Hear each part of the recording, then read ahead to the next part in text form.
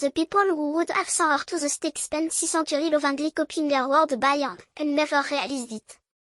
Her book outlived its own death sentence by hiding the one thing the judge wanted destroy most, her name. Stripped of its author, a condemned text became required reading in the very monastery that feared it.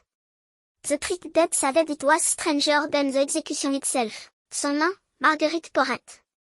Née vers 1258 dans le comté de Hainaut, au nord de l'actuelle France. Pas une religieuse, pas une noble.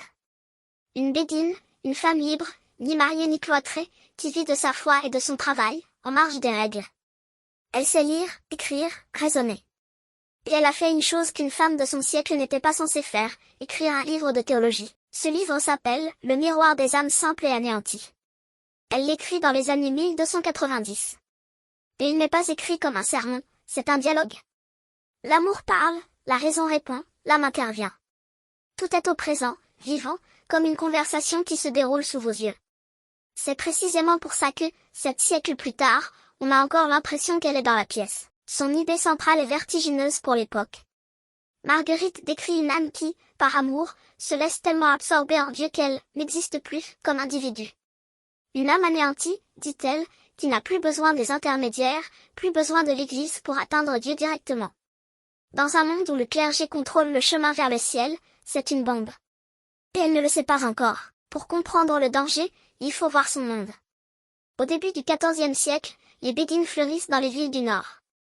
Des milliers de femmes qui prient, travaillent et lisent sans tutelle masculine. Cela dérange. L'Église se méfie de ces croyances autonomes qui parlent de Dieu sans permission. Marguerite n'est pas une rebelle politique. Mais son livre circule, on le recopie, on le lit à voix haute. Première alerte. Entre 1296 et 1306, Guy de Colmieux, évêque de Cambrai, condamne le « miroir ». Il le fait brûler publiquement à Valenciennes, sous les yeux de Marguerite. Le message est clair, ce livre est mort, oublie-le. On lui interdit, sous peine d'excommunication, de le diffuser à nouveau. La plupart des gens se seraient tus, auraient caché le manuscrit, baissé la tête. Marguerite, elle, va faire l'inverse exact. Voilà la décision qui déclenche tout. Au lieu de se taire, Marguerite continue.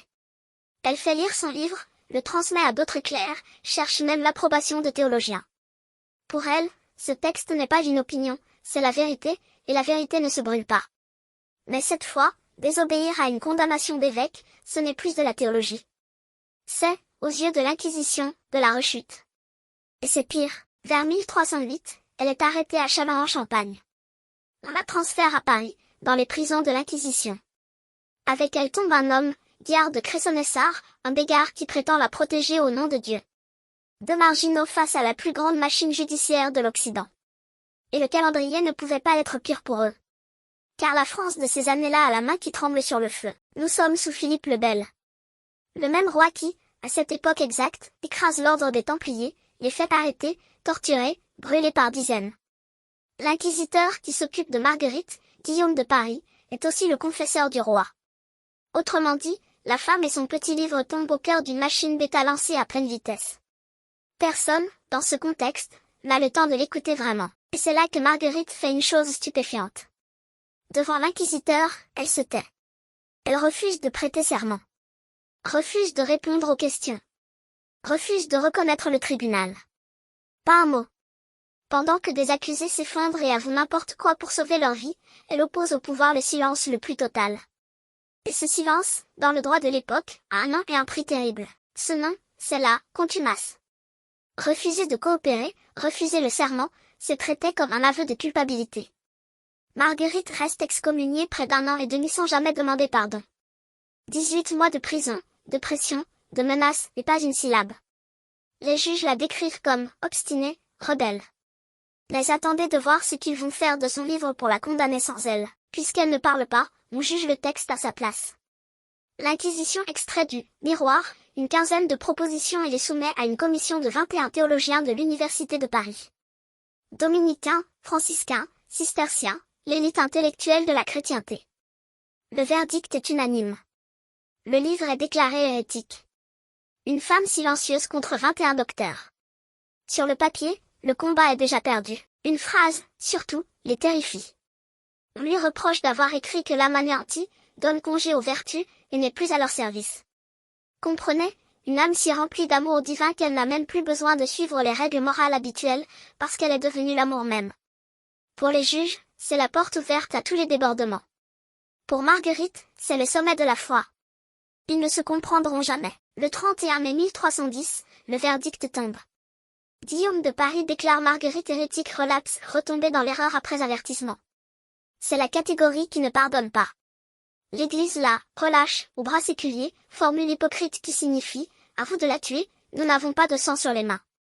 Le lendemain, tout Paris est convoqué sur une place que la ville connaît bien pour ce genre de spectacle. 1er juin 1310. Place de Grève, au bord de la Seine, là où l'on exécute les condamnés. On dresse le bûcher. On y conduit Marguerite Porrette, avec elle, des exemplaires de son livre, pour que la femme et le texte brûlent ensemble. L'idée est d'effacer les deux d'un seul feu.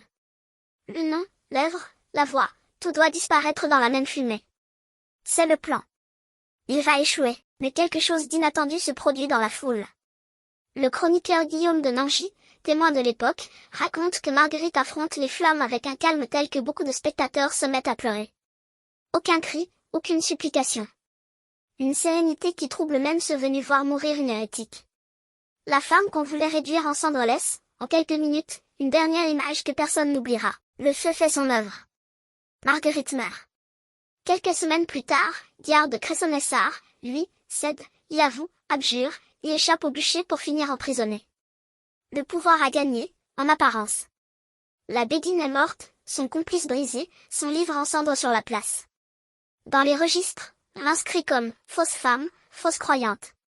On tourne la page. On croit l'histoire close. Elle ne fait que commencer, car voici le détail que les juges n'avaient pas prévu. Avant l'autodafé, des copies du « Miroir » circulaient déjà, loin de Paris. On le recopie en secret, on le traduit. Mais pour survivre, le livre fait une chose étrange, il perd son nom.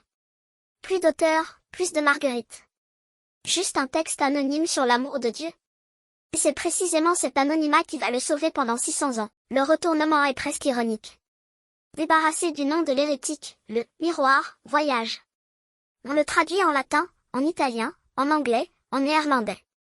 On le lit dans des monastères, on l'admire, on le copie pieusement, sans savoir qu'on tient entre les mains le livre exact pour lequel une femme a brûlé.